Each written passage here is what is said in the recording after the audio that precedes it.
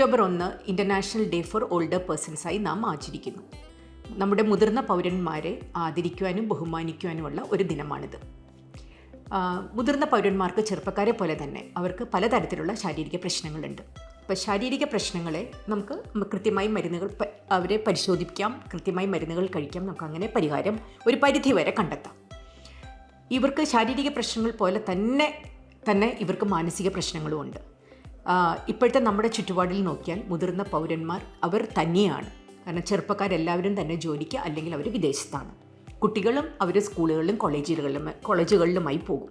അപ്പം പലപ്പോഴും ഈ ഒരു പ്രായമായ ദമ്പതിമാർ, അതല്ലെങ്കിൽ പ്രായമായ അച്ഛൻ അല്ലെങ്കിൽ ഒരമ്മ, അവർ തന്നെയാകുന്നൊരവസ്ഥയാണ് വരുന്നത്. അപ്പോൾ പ്രധാനമായിട്ടും ഇവർക്ക് ഒറ്റപ്പെടൽ, അതേപോലെ വിഷാദ രോഗം, ഇത് രണ്ടും മുന്നിലായിട്ട് കാണപ്പെടുന്നുണ്ട്. ഇതിന് എങ്ങനെ നമുക്ക് പരിഹരിക്കാം എന്നുള്ളൊരു വലിയ വിഷയം തന്നെയാണ്. ചിലർക്ക് മരുന്നുകൾ വരെ നമുക്ക് കുടിക്കേണ്ടി വരും. പക്ഷേ ഇതിലൊക്കെ ഉപരി സ്വന്തമായിട്ട് ഇപ്പോൾ എന്ന് വെച്ചാൽ ഇപ്പോൾ ചെറുപ്പക്കാരെ അവർ താങ്ങായി കാണുന്നതിൽ കാര്യമില്ല ഇന്നത്തെ കാലത്ത്. അപ്പം മുതിർന്ന പൗരന്മാർ അവർ തന്നെ അവർക്കൊരു കൂട്ടായ്മ ഉണ്ടാക്കുക, അങ്ങനെ മുന്നോട്ടേക്ക് പോവുക, അതായിരിക്കും ഏറ്റവും നല്ലതെന്ന് എനിക്ക് തോന്നുന്നു.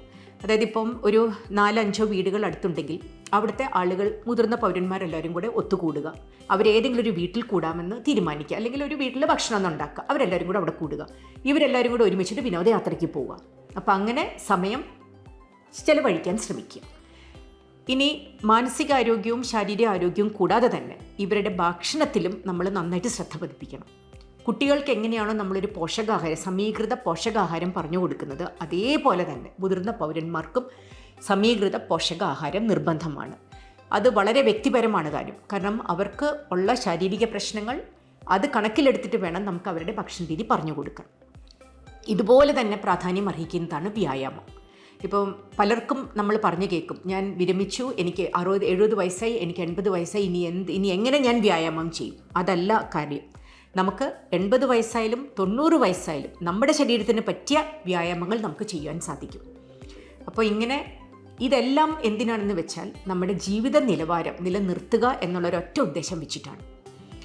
കിടപ്പിലാകില്ല എന്ന് നമുക്ക് പറയാൻ പറ്റില്ല, പക്ഷേ കഴിയുന്നത്രയും കിടപ്പിലാകാതിരിക്കുവാനും അതേപോലെ പരസഹായം തേടാതിരിക്കുവാനുമുള്ള ഒരു സംരംഭം അത് നമ്മുടെ ഭാഗത്തുനിന്ന് ചെയ്യാം. അതാണ് നമ്മൾ ഈ കാര്യങ്ങൾ കൊണ്ട് ഉദ്ദേശിക്കുന്നത്. ഈ വർഷത്തെ October 1 international day for older പേഴ്സൺസിൻ്റെ തീം എന്ന് വെച്ചാൽ വൃദ്ധജനങ്ങൾ മുന്നോട്ട്, അവരുടെ സ്വപ്നം, ക്ഷേമം, അവകാശം എന്നുള്ളതാണ്. അതായത് ഇതുകൊണ്ട് അവർ ഉദ്ദേശിക്കുന്നത് എന്തെന്ന് വെച്ചാൽ മുതിർന്ന പൗരന്മാർ തന്നെ സ്വയം ഒരു കൂട്ടായ്മ ഉണ്ടാക്കുക. ഈ കൂട്ടായ്മയിലൂടെ അവരുടെ സ്വപ്നങ്ങൾ സാക്ഷാത്കരിക്കുക, അവരുടെ ക്ഷേമത്തിന് വേണ്ടി അവർ തന്നെ പ്രയത്നിക്കുക, അതേപോലെ അവരുടെ അവകാശങ്ങൾക്ക് വേണ്ടി അവർ തന്നെ ഫൈറ്റ് ചെയ്ത് നേടിയെടുക്കുക എന്നുള്ളതാണ് ഈ വർഷത്തെ തീം.